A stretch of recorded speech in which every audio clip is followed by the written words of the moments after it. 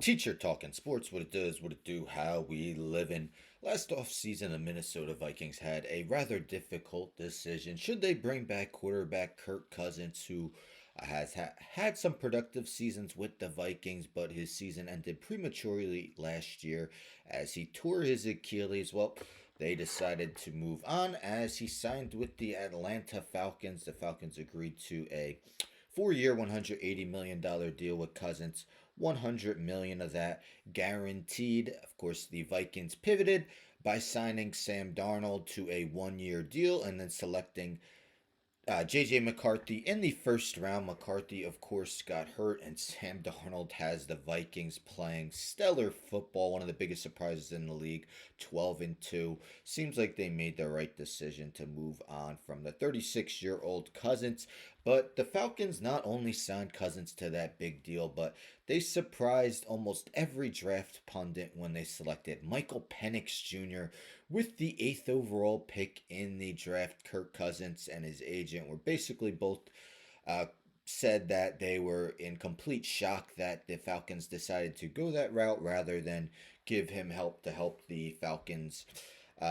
In their chase for the playoffs, the Falcons looked like they were NFC South favorites for much of the season, but unfortunately, their play has unraveled of late. Yes, they did beat the Raiders on Monday night, but Kirk Cousins has been playing miserable football of late. Now he has been benched by the rookie Michael Penix Jr. as they are a game behind the Tampa Bay Buccaneers for first in the NFC South. They do own the tiebreaker, so Mike Florio asked after being benched for Michael Penix Jr., what's next for Kirk Cousins? Goes into how much a team would have to pay him. So, of course, yes, it seems that Cousins will not be on the roster next season. The front loaded deal does give them an easy out after 1 year, if that is he's willing to waive his no trade clause. I mean, he's clearly going to go into 2025 as the backup. So you would think there's a good chance he might. So they're paying him 62.5 million this year, fully guaranteed 27.5 million for 2025. Another 10 million that becomes fully guaranteed in 2026 on the fifth day of the 2025 league year. So honestly, yeah, that's not a lot of money for a starting quarterback in today's game. So yes, also possible the Falcons would pay some of the money to facilitate a trade, but there's a possibility they wouldn't have to. But we have seen in history that sometimes when a quarterback tears their Achilles, it's the following year that the first year back isn't the greatest, but the following year they start looking a little bit more like their old self. Although Cousins will be 37 part of next season. We take a look at his numbers though. The last 5 games they had lost 4 in a row, losing their stranglehold in the NFC South. But we just look at that touchdown, the interceptions. He had 9 interceptions and 1 touchdown pass over those 5 games. So what's crazy is the 2 games previous to that, he threw 7 touchdowns and no interceptions.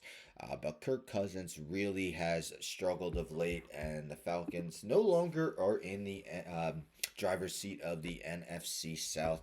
They're giving Michael Penix Jr. a chance. Of course, last year he was the Heisman runner up, only behind Jaden Daniels. The Falcons' remaining schedule is has 2 easy games.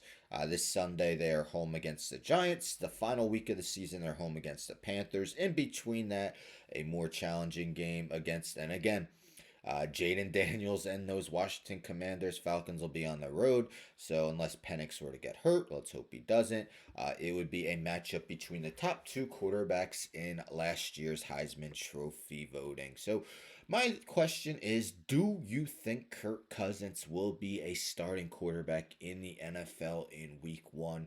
I mean, where he's got an advantage is honestly, it seems like there are a bunch of teams that are in need of a quarterback, and this draft just doesn't have many quarterbacks that are first round talents. Now, maybe more than 2 go in the first round, but Shador Sanders, Cam Ward, either order. Either order, expected to be the first 2 off. Then you got like Jalen Milrow, possibly a first round pick. But yes, not a strong quarterback draft. And other than Sam Darnold, he will be a free agent. Not really many starting quarterback options in the free agent market. So yeah, maybe someone gives him a chance at that 27.5 million contract, knowing that he'll be another year removed from his torn Achilles, and maybe he looks a little bit more like his old self. Anyhow, don't forget to subscribe. Tell a friend, tell a friend, tell a friend to subscribe. Like the video, share the video, hit the bell for notifications. I'm out.